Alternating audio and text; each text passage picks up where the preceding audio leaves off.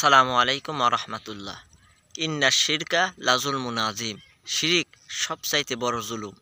শিরিক সম্পর্কে আপনারা আগেও হয়তো অনেক আলোচনা শুনেছেন, পড়েছেন এবং জেনেছেন, কিন্তু আমি যার মুখ থেকে আপনাদের শোনাবো হয়তো আর কখনো তার মুখ থেকে আলোচনা শুনতে পাবেন না। তাই চলুন, এসেই যখন পড়েছেন শুনে আসি। ভাই সব লোকেরা বোঝে না, না বুঝে সব করে। তাবিজের আর একটা শিরক আছে। অবশ্য মোমেন শাহীতে তাবিজের কারবার নাই, এখানেও আছে তাবিজ। আর তাবিজ কোরআন শরীফ দিয়ে তাবিজ লেখে, সেই তাবিজের আবার কায়দা আছে। ধান্দা লাগাবার জন্য বলে খালের পানি, বিলের পানি, পুকুরের পানি, টিউবওয়েলের পানি, সালার পানি, খালের পানি, 7 জায়গার পানি, জাফরানের কালি, এগুলো নিয়ে কাগজের উপরে দাগ দিয়ে তারপর কতগুলি নাম্বার লেখে।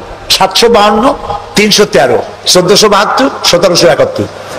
হাবিজ আবি আপনারা দেখেন খুলে, আমি যা বললাম উল্টো একটাও বলছি নাকি? এগুলো লিখা তারপরে লেখে ইয়া জিব্রাইলো, ইয়া মিকাইলো, ইয়া ইসরাফিলো, ইয়া আরেকটা কিছু। আমি একজনের গলায় দেখলাম এত বড় তাবিজ। বললাম ভাই এত বড় তাবিজ, এর মধ্যে কি? কয় যে সর্বনাশ, এ বলাই যাবে না। বললাম কেন? কয় যে আমার ক্ষতি হবে। কিচ্ছু হবে না ভাই, খোলো তো একটু দেখি। তারপরে তাবিজটা খুললাম, মোমটম ছাড়াইয়া তাবিজ দেখলাম যে ওইভাবে দাগ দাগ দেওয়া, আর চতুর্দিকে লেখা ইয়া বধু হো, ইয়া বধু হো। তা আমি বললাম ভাই এই তাবিজ লিখছে কে? বললো মসজিদের ইমাম সাহেব। ডাকে ইমাম সাহেব আসলাম, বলল ভাই ইমাম সাহেব এই তাবিজ আপনি লিখছেন? কয় হ্যাঁ। তা আমি বললাম ভাই বধু হো কি? কয় হুজুর আমি নিজেও বুঝি না বধু হো কি।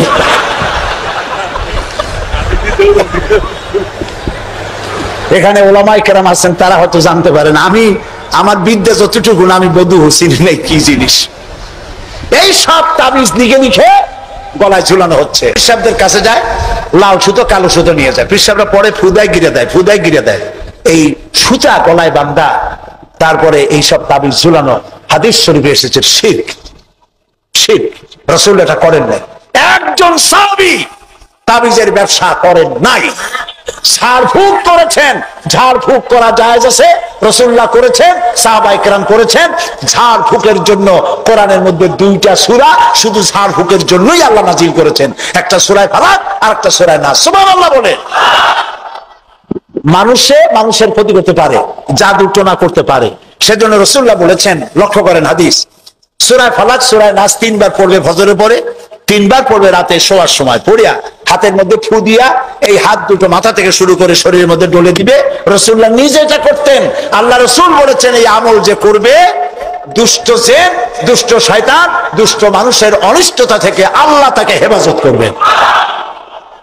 সুতরাং এই তাবিজের ব্যবসা ছাড়া উচিত এবং সব রকমের শিরক থেকে মুক্ত হওয়া উচিত। তাহলে আল্লাহ তাআলা আমাদের প্রতি রহম করবেন। আল্লাহ তাআলা জিজ্ঞেস করছেন, ছেলে মেয়ে, সুস্থতা অসুস্থতা মানুষের কাছে চাও কেন?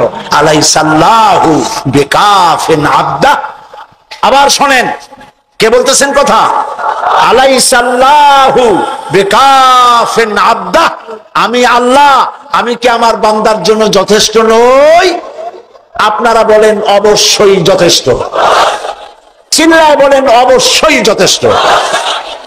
আল্লাহ তাআলা যদি যথেষ্ট হন, তাহলে আমরা শিরকের কাছে কেন যাব? আল্লাহ কি পছন্দ করলেন দেখেন। আল্লাহ তাআলা পছন্দ করে লোকমানের কথা উঠাই দিলেন যে শিরক করবো না, শিরক হলো মস্ত বড় জুলুম। এই শিরকের কথা একটি আয়াত পড়ে শেষ করে দেই। আমরা কি আল্লাহর সাথে দেখা করতে চাই বলেন? এটা তো খুব খারাপ কথা হলো। আমি বললাম আমরা কি আল্লাহর সাথে দেখা করতে চাই? এই 4-5 জন করে চাই, আর বাকি লোকের অবস্থা তো খুবই করুন। আমরা কি আল্লাহর সঙ্গে দেখা করতে চাই? এইবার বুঝেছেন, প্রথমে বুঝছিলেন না।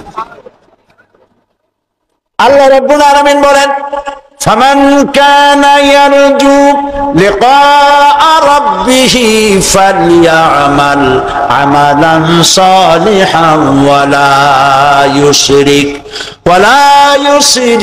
বিইবাদাতি রাব্বিহি আহাদা। যদি কেউ রবের সঙ্গে দেখা করতে চায়, তোমরা যদি আল্লাহর সঙ্গে দেখা করতে চাও, 2টা কাজ করবা। 1 নম্বর হলো ভালো ভালো কাজ করো, নেক কাজ করো। 2 নম্বরে আল্লাহর ইবাদতের সাথে কাউকে শরীক স্থাপন করবা না। শিরক থেকে যদি নিজেকে বাঁচাইতে পারো, আল্লাহর সাথে কিয়ামতে দেখা হয়ে যাবে। সুবহানাল্লাহ বলে। আল্লাহ তাআলা তার কথাগুলো আমল করার তৌফিক দান করুন এবং তাকে জান্নাতুল ফিরদাউসের উচ্চ মাকাম দান করুন। আমিন। আসসালামু আলাইকুম ওয়া রাহমাতুল্লাহি ওয়া বারাকাতুহু।